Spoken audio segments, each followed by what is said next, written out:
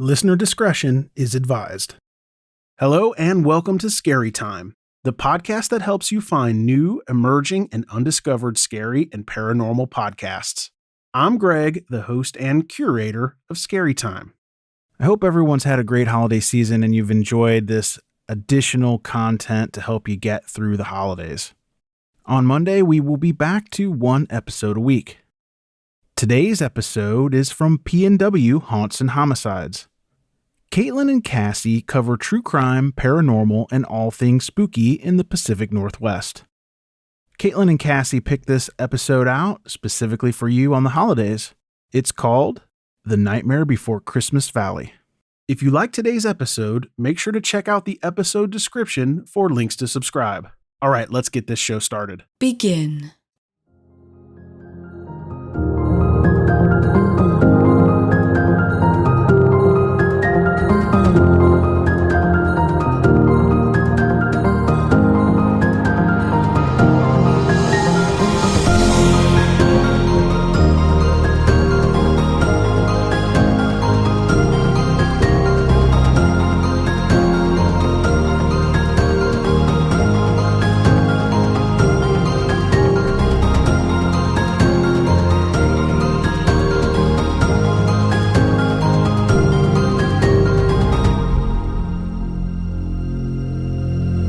Hi, Caitlin.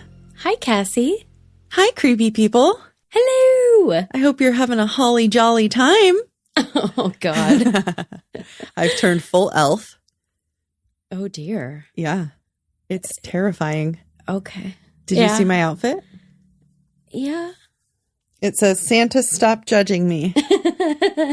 I mean, I think that's fitting. Like, who is he to judge anyway? Seriously. You know? I think I wore this last year, too. I've had this a while. As you can tell. You did. It's very worn. Is it? Well, I think it's kind of like that burnout.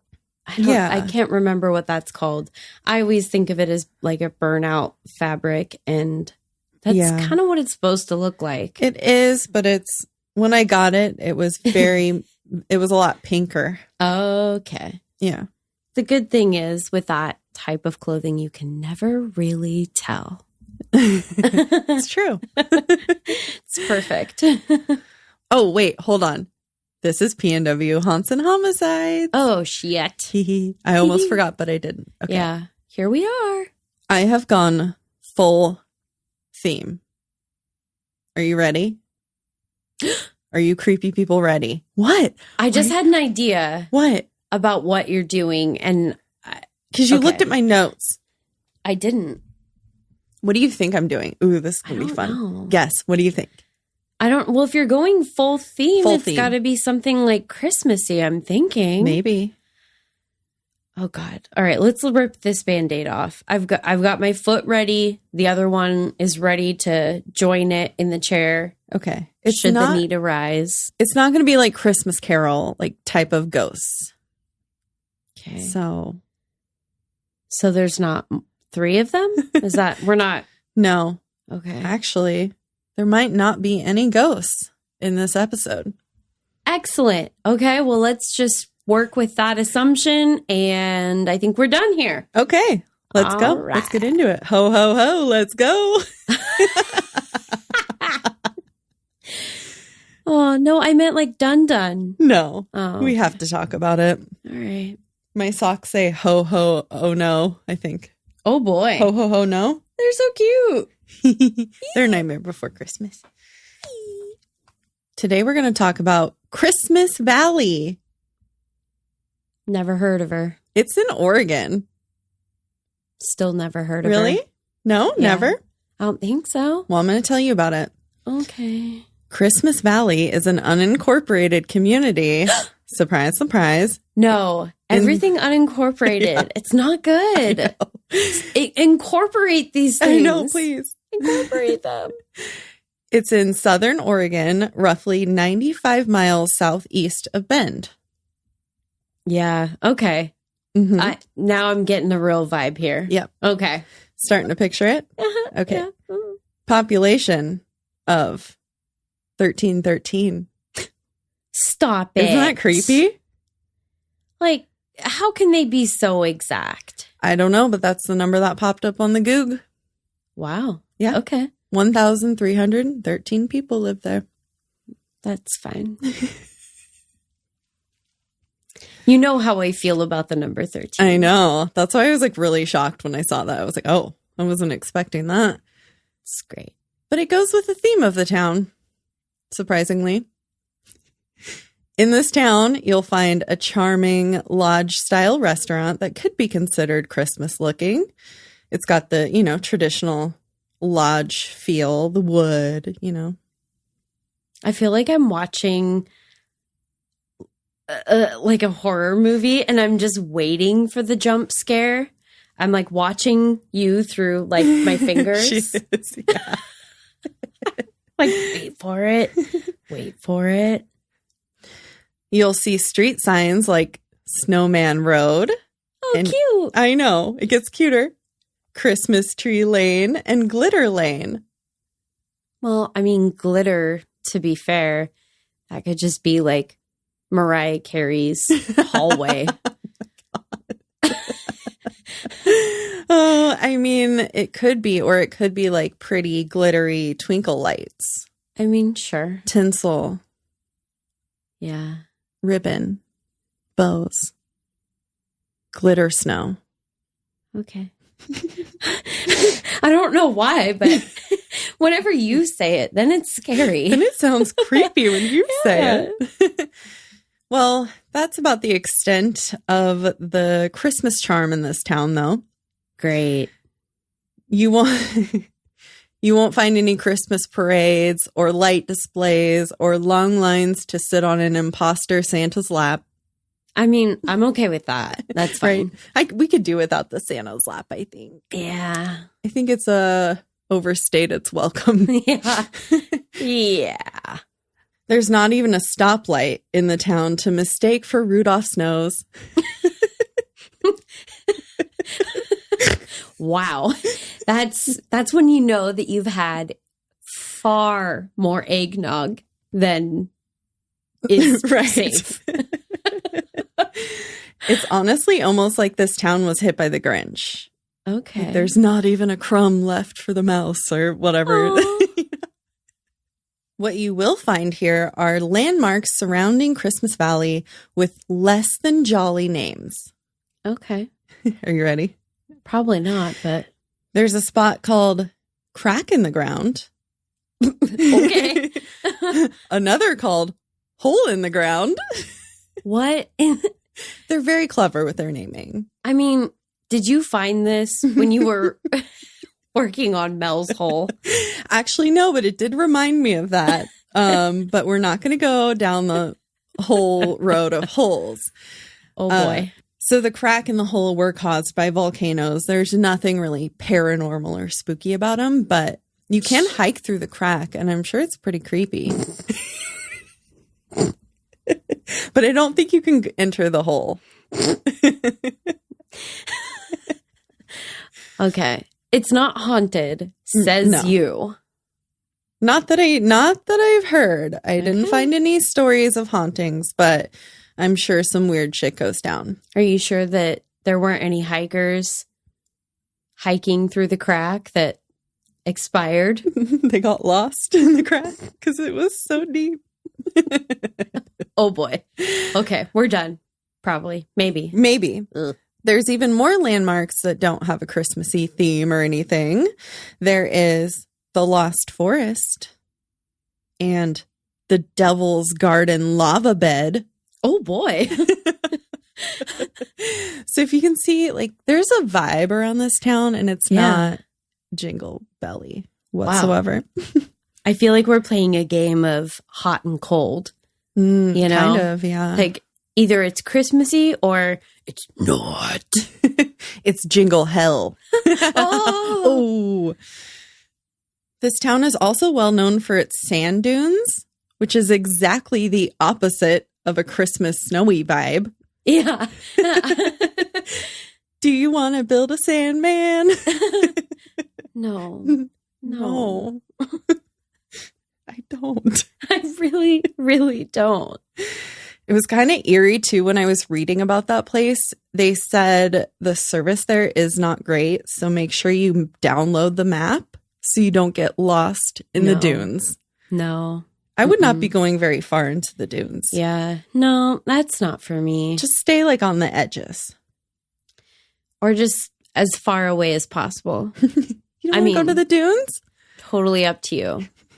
Like, on the outer edge or just, like, as far away as you can get. We can make a sand angel. No, thanks. Well, speaking of lost, let's talk about that lost forest for a second. Okay. Now, this area is prairie land, sagebrush, tumbleweeds, that kind of stuff. Getting a vibe? Yeah. I thought for a second that you were going to say you wanted to talk about the TV show Lost. And all of a sudden, I was like, oh my God, I figured it out. This is my nightmare. I need to wake up. Wake up. No. But there used to be a lake and a ton of fertile land here. There is evidence of that with a thinly populated island of ponderosa pines. Oh, it's like a little tree island? So think about it like in the middle of this prairie land, there's like a big, not like a huge piece of land, but there's a decent sized piece of land with like sparsely populated trees. So it's not like a dense island of trees. Okay. I kind of thought it looked like a graveyard of what the land used to be. Like it used to be all of these fertile, healthy trees, but now it's just like sparse. I keep saying sparse. Oh my God. Sparse. Can I think of a different word? Do you want me to Google a synonym for sparse? Scanty. Scant. Scant. Scant. Scantily. Scarce. Sporadic. Skimpy. Meager. Paltry. Okay. There's just a bunch of skimpy trees around. They do look skimpy, though. They do. Like, their legs are bare. Their chest is exposed. Okay, well, do these trees have an OnlyFans or what? Maybe. It's starting to sound a little bit sexy. I make everything sexual. I don't know why. Yeah, you really do. I need to calm down. Yeah. Anywho, close by is Fossil Lake, which is pretty self-explanatory, I feel like. Sort of. Do they find a lot of fossils? They find a fair amount of fossils there. Okay. Yeah. It used to be around 200 feet deep. Now there's no water in it. Oh. Mm-hmm. And you can find fossils of over 100 different species there. Really? Yes. Like so cool. Mammoths. We all know I can't say TH and S. Yeah. I'm leaving it. It's fine. You can also find fossils of giant beavers. Stop it. And dire wolves. Wait. Which I'm not going to lie, I thought dire wolves were like dragons and unicorns. Okay, yeah, I literally was about to be like, if this is a stupid question, you have to cut it out. But dire wolves are real? That's what I thought too. Like, wait, I feel like this is another narwhal situation. Wait. It's an extinct canine. I had no idea. Oh my God, you guys. If I'd known dire wolves were real, we would already be fucked as the human race because I definitely would have Jurassic Parked our asses. Holy fuck. I want a dire wolf so bad. It looks huge. That's kind of the point. I know. I want a puppy that I can ride. I want a ghost. It combines my favorite things. It's a puppy horse. It's a horse puppy. Love it. I want one. We're going to have to go back in time for that. Get to work on that time machine. Creepy people, I know we can figure it out. Yeah. Oh my God. What? This is so weird. Blah, blah, blah, blah, blah. So they were like native to North America. Its prey is known to have included Western horses, mastodons. Holy shit. Ancient bison, camels, and ground sloths. They had camels here? Okay, but maybe that's in an maybe that's their prey in a different area. When you say ground sloth, I definitely thought of sloth burgers. Sloth burgers? Like ground meat. Yeah. Like ground meat formed into sloth burgers. I thought you were getting confused and calling Rolf sloth. No. I thought you were remembering the Rolf burger thing. Rolf burgers. All right, well, there's our outtake. Oh my God, no, that was so funny. Oh my God, this is a lot. Close it so you don't get distracted. Anyways, I just thought you would want to know. I did want to know. Thank you. You're so welcome. Okay. There's also a place called Fort Rock where they found a cave with 10,000-year-old sagebrush sandals. This is some of the earliest evidence of humans in North America. Jeez. So pretty cool. That's really cool. Now I want some sagebrush sandals. I know. Yeah. And if you're interested in obsidian, I am. Right? Which, like, who doesn't want some dragon glass? You can collect some at the Glass Buttes. Oh, cool. And I always call buttes butts because I'm 5. Glass butts. Glass butts. But yeah, you can go there and they just let anyone come and collect whatever obsidian they want. Oh, that's cool. Yeah. In Oregon, we have actually a few different places where it's like totally free. It's just open to the public and you don't need a permit or anything. I think that's really cool. I know. I want to go so bad. Yeah. Let's do it. Let's do it. Road trip. Jesus, you're terrifying sometimes. The town doesn't have the best luck. They've tried to populate it a few times and it just never works out. Leading to abandoned properties, which is creepy. They even have an abandoned Air Force station. Oh my gosh. This is actually kind of exciting because I bet you that property is almost cheap enough that some of us millennials that still aren't homeowners, which is most of us probably. Yeah. We might be able to almost afford. Maybe almost. But it's very secluded. It's a very secluded area. There's not a lot going on there. I think they just like recently got a doctor in the town. Well, in the unincorporated community. Yeah. I think I didn't read a ton about it, but they incorporated a medical practitioner into their unincorporated community. It's probably just one. You have to go to his house. Yeah. It's done in his basement. No, I'm just kidding. Okay. They dropped like $275 million to build this Air Force facility during the Cold War. Oh boy. Right? In this tiny town. That much money was dumped into it. Okay. But I feel like that explains a lot. It does. And it keeps getting better. Oh, good. When they finally finished it, the war ended. So it was left abandoned, never used. That's great. Yep. And all of the jobs that place would have created were just kind of out the window. So I think a bunch of people left too. So is this an empty military base? Mm-hmm. So there's facilities. There's a huge building, probably more like a complex. Mm-hmm. Huh. Interesting. Tell me more about how we have these hundreds of $1 million that went into these buildings and we can't house the unhoused. Huh. I think so. I didn't read a ton about it, but I think they use it for storage. And then I think they were going to try to use it for something at one point.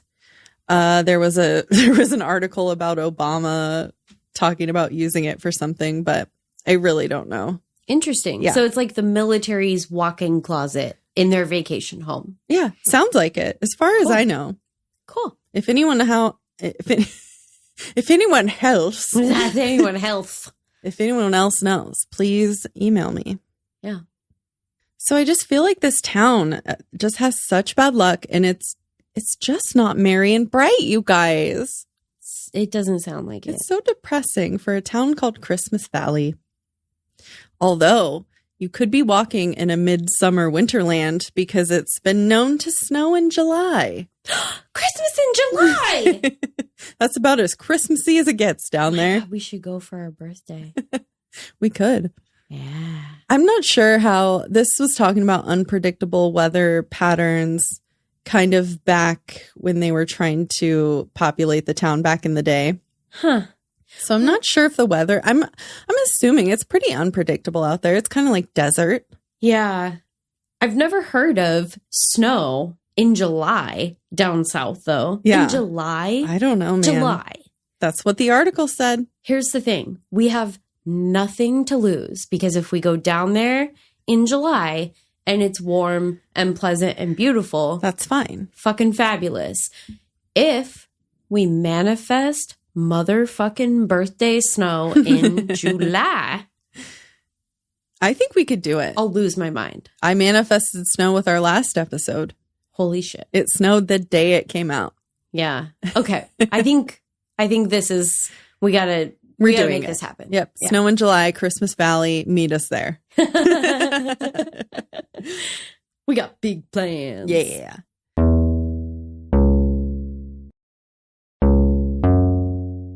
The weather isn't the only thing that's unusual here, though. There's been reports of Bigfoot sightings, strange cattle mutilations. No. I know. And unusual lights moving strangely and blinking in the sky. Okay. Mm-hmm. One of these reports takes place at 8:30 p.m., January 7th, 2009, which seems like forever ago. Yeah, that's a long ass time ago. On a clear, crisp night during a full moon, obviously, 4 people witnessed approximately 15 round, extremely bright lights behaving oddly in the sky. 15? 15, approximately 15. So it was probably actually 13. I think they said more than 15. Wow, Yeah. That's crazy. I'm going to read you a quote about these lights from UnitedStatesUFO.blogspot.com. Okay. After the first light appeared, then there was a second light right beside it, then a third and a fourth all in a row. After the fourth light appeared, the first one burned out, following the rest right in order as they appeared. So it's like one's showing up, one's blinking out, and it keeps going. Oh, weird. At one point or another, one light would dim just enough where we could still see it, and we watched as it darted one way, then stop and slowly take another direction. Oh, weird. Yeah. The dimmed lights seemed as if they were playing slowly and then picking up speed, lighting up and dimming at any given time. That's so weird. Yeah, they later described them as behaving like fireflies. Well, and what's really funny to me about like kind of that account is normally when you think about these kind of like UFO type sightings, people point to like, oh, could it be a military exercise? Right. But we know that area doesn't have an operating like base or any type of actual facility that's functioning. Unless it's like a secret underground facility and then they're flying things at night.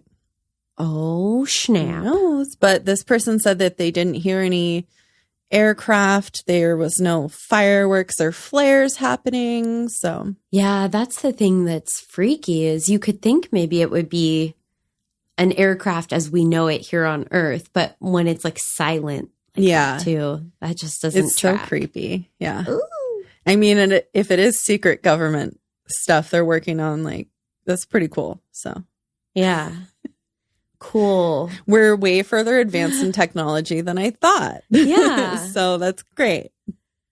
I feel more safe when the aliens come. No.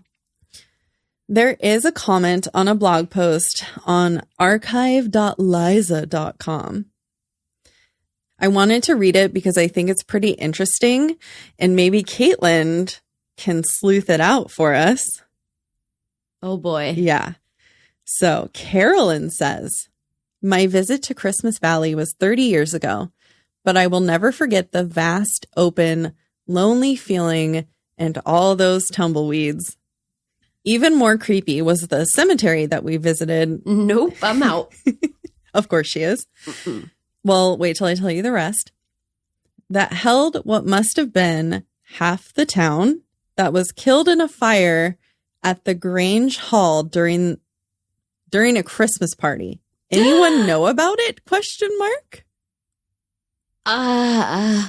What? Yeah. So I did not look this up because I don't know. It felt too depressing for Christmas.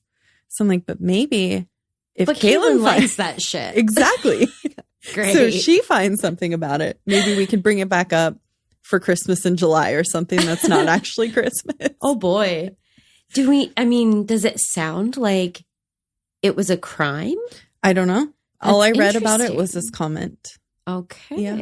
Okay. Yeah. So who knows? Since this story was a bit on the short side, I wanted to stay on theme and talk about one more thing. Caitlin, what do you think is the most Christmassy crystal or stone? She doesn't know. Snowflake obsidian? Yeah. I was like, we were literally just talking about it earlier. It came in a little pack of crystals that we got, a little jar of snowflake obsidian, which I thought was kind of weird because you don't usually see that. And I knew I was about to talk about it today.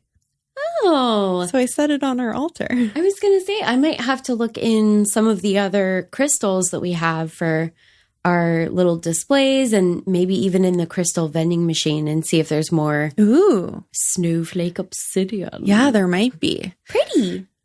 So for those of you that don't know, this is a black stone with little white spots on it that look like snowflakes. Yeah. It's cute. It's so cute.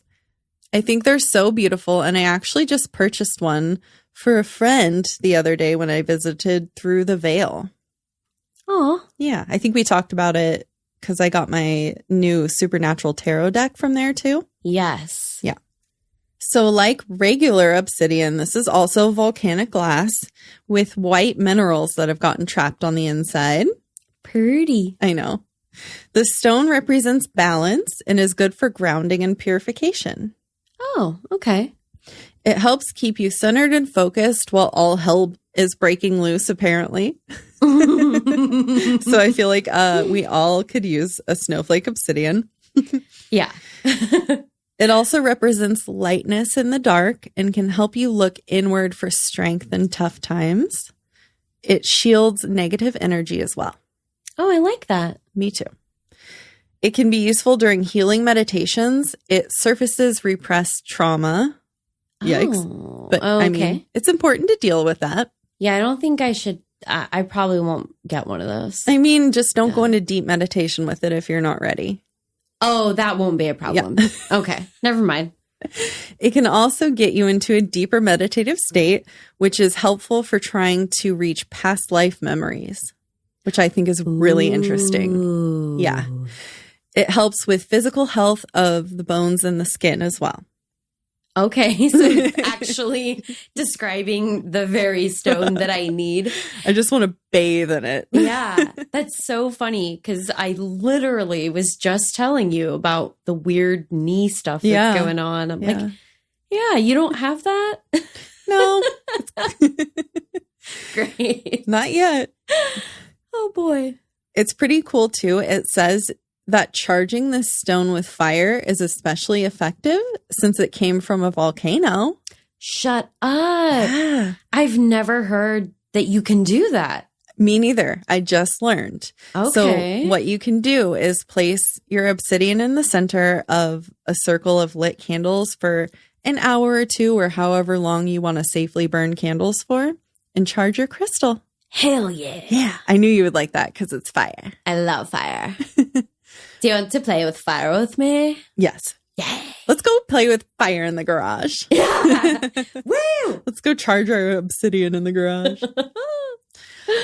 Well, that's all I have for this kind of Christmassy episode that's not very Christmassy. You know what, though? This is so funny because I had no idea that you were going to be talking about a crystal with this.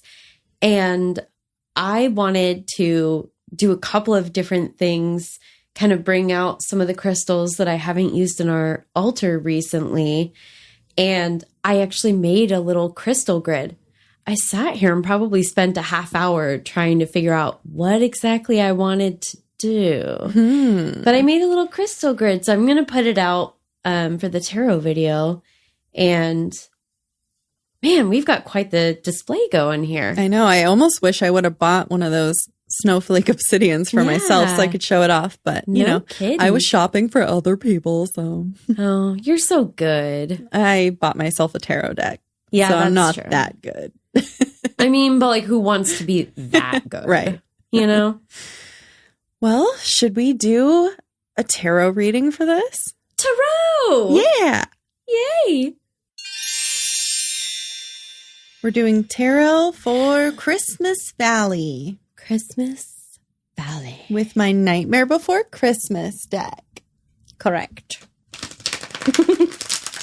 I did a few pre-shuffling. Okay, I think I'm going to draw. I think I did it. Get it, girl, get it. I'm just feeling the deck out where I want to cut it. It's like right here. Okay. Oh. Yeah. We got some movers and shakers. You got like 2 cards right there. I do. Is this? No, this is one. It's this I know, one. but these 2 like slid together. It's not those. Oh. Okay. All right. Okay. It's the 5 of needles or swords in reverse. And it's Oogie Boogie and Jack fighting. It doesn't look like a great card. Interesting.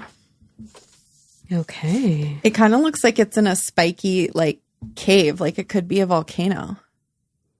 I was going to say, like, depending on how... Here, flip it the other way. That almost looks like they could be trees. Oh. Like, depending on how you look at it, it could be either. Yeah. Interesting. It's a little bit, like, almost abstract. Oh, yeah. And, like, we have a thing for the card.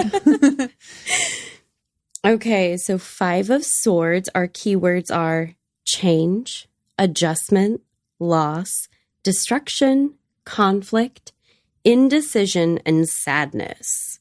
Kind of sounds like the town of Christmas Valley. I guess so. Unfortunately. Ooh. The number 5 signifies change, and this card shows a time of adjustment after a conflict of some kind, like the Cold War. Mm-hmm. And the first time they try to like settle there, yeah, they realized how harsh the land was because it wasn't the fertile lake land anymore. It was kind of the dry prairie land. So they realized that they couldn't make a living off of that land and left. Yeah, oh my gosh. Yeah, that's interesting. Yeah. It would be really hard to settle there in the days of, you know, the old timies. Oh my goodness. Okay. Sometimes the fight stems from ideological or spiritual differences. Okay. Yeah, I think that means the Cold War. There was also a man too that tried to kind of build up the town. He built like a golf course and things and tried to get a bunch of real estate going. And then that ended up not working out. So can you imagine how much it costs to irrigate a golf course out there? I know. It's kind of crazy. The Rider, Waite Smith, Aquarian, and some other decks show a soldier on the battlefield at the end of a fight. Oh. The card asks, what have you won or lost? So again, I 275 say to you, mil. Lost. Couple bucks. That's kind of really weird. The end of a battle and okay. The Cold War. Damn. That's wow. Reversed, the 5 suggests pretty much the same thing as it does upright. Okay. Excellent. When the card appears reversed in a reading, however, you may feel a great sense of remorse, regret, or unhappiness. Sometimes it shows you making repairs or reparations after a conflict. trying to set things right again and learning from your suffering. Huh. Interesting. Okay. I've learned nothing. Maybe there is hope for Christmas Valley. Yeah, that'd be nice. Yeah. They're like, all we need is a few gullible millennials looking to own a home. I'm sure everyone who lives there and loves the nice peace and quiet is just going to love that. Yeah. They're like, please bring us some hipster cold brew. Stop talking about us on your pod. In a reading about money, the reversed 5 can indicate losses after a fight. Jesus fucking Christ. Weird. That is so weird. Actually, the Cold War. Perhaps a legal matter or squabble over an inheritance. In the end, no one really wins. There was something in there about someone who inherited some land that, okay, I might be crazy because there wasn't a lot, but I feel like it was someone who inherited a land that their ancestor had and had been paying taxes on, but never went to the land to build a house or anything. He just had land in Christmas Valley. Yeah. So it's just this like kind of unsettled property. Yeah. Interesting. Which most of the properties there are unsettled. I would say. Oh my goodness. And you may experience regret, indecision or unwillingness to make necessary changes could be costly too. So interesting. Like maybe the government takes the property back or something like that because they never built on it. Yeah. That'd be interesting. Huh. You guys, I have a new hyperfocus. If the reading is about your job, struggles with bosses or coworkers may cause hard feelings or impede your progress. A conflict may damage your chances for advancement, perhaps causing you to change jobs under unfavorable circumstances. Well, they did lose out on a lot of jobs when that complex was never opened by the military. Interesting. Same. Okay. In a reading about love, this card can indicate mourning the loss of a relationship or regretting a decision made in the heat of an argument. Perhaps you feel betrayed. In some cases, however, it can suggest trying to repair the damage and make constructive changes, perhaps with the help of therapy. Oh, okay. Go to therapy, Mr. Gorbachev. Oh, boy. Oh, boy. I'm going to grab our little crystal grid because nobody knew this was coming. And probably Lindsay's forgotten that she even mentioned this, but I made her a crystal grid. Aw, you're so sweet. It's so cute. So I'll post a picture of it for Lindsay on the Patreon. Aw, I really like it. Yeah. It's something that she mentioned from our Facebook Live. And so I have had in probably 3 different places. Like I wrote a sticky note, I had an email I sent myself, and then it was in the notes app. And I wanted to put together a little crystal grid for her. And we just got this little guy. And it just, see, now you can see it. Now you can see the grid. Yeah, don't light it afire, though. I know. Yeah. Okay. All right. We're going to set all of the things back down. We won't play with fire anymore. Well, I think that was successful. I think so, too. I was feeling like that might be a really tough episode to get a good read on. Yeah, I wasn't sure where it was going to go. But. Hilarious. All right. Is there any closing statements you would like to make? Just the usual. Have a creepy ass Christmas. We'll see you next Tuesday, though, for maybe more Christmas stuff. We don't know. We never know. We never know. Come back and find out. Bye. Bye. Get some snowflake obsidian. So for all of you that are listening, if you have any true crime or paranormal stories that you want us to share, maybe with the whole Pacific Northwest. Yes, we would love to read them on the pod. Yes, we will read them out loud. Not just in our heads. Yes. They don't have to be from the Pacific Northwest. If you would like to share, email us at pnw@gmail.com. It's all spelled out, no special characters. Super duper easy peasy. Follow us on Instagram and Facebook. Same thing as the email at PNW Haunts and Homicides, all spelled out, no special characters. Please also rate and review us on whatever platform you're listening to, and check out our stories on social media because our meme game is hot. Agreed. And if you agree, like Caitlin, you can also find us on Patreon and support the show. Bitchin'.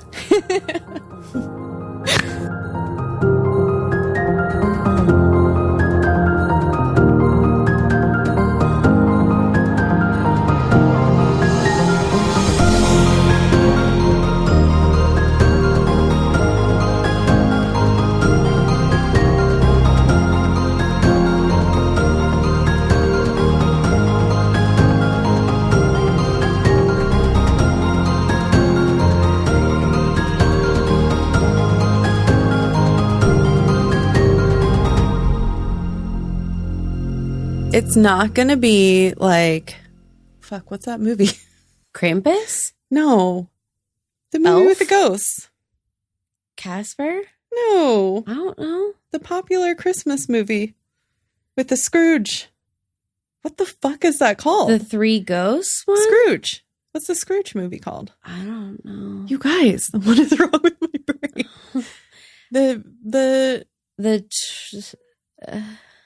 Okay, Google. Christmas Scrooge. Ghosts of Christmas Past? Yeah, but like, that's not what it's called. Oh, yeah. It's, oh my God.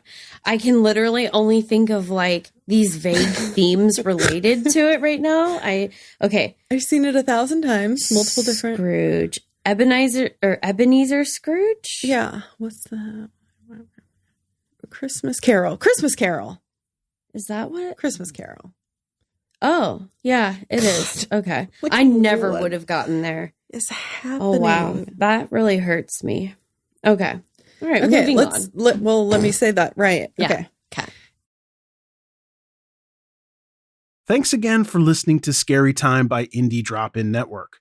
If you would like to nominate a scary or paranormal podcast to be featured, just send me a tweet at Indie Drop-In. I'd also love to hear if one of our featured podcasts is now your favorite show. Indie Drop-In survives off ad revenue and listener donations. If you would like to contribute, please consider buying me a coffee. You can go to buymeacoffee.com/Indie Drop-In. If you look at the very bottom of the episode description, you will see a link to make it easy. Indie Drop-In also has many other shows you might like. Just go to indiedropin.com. See you next week.